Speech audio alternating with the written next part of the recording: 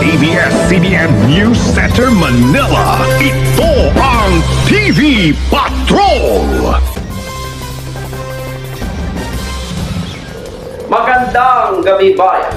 Magkakaroon ng pagtaas sa presyo ng mga produktong petrolyo sa ikatlong linggo ng Hulyo dahil sa muling pagsiklab ng tensyon sa Middle East.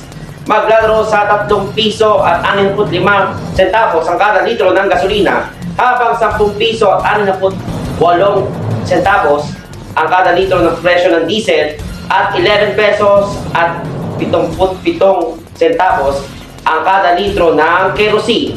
Nagpapatrol, Kuya Resty Gatia.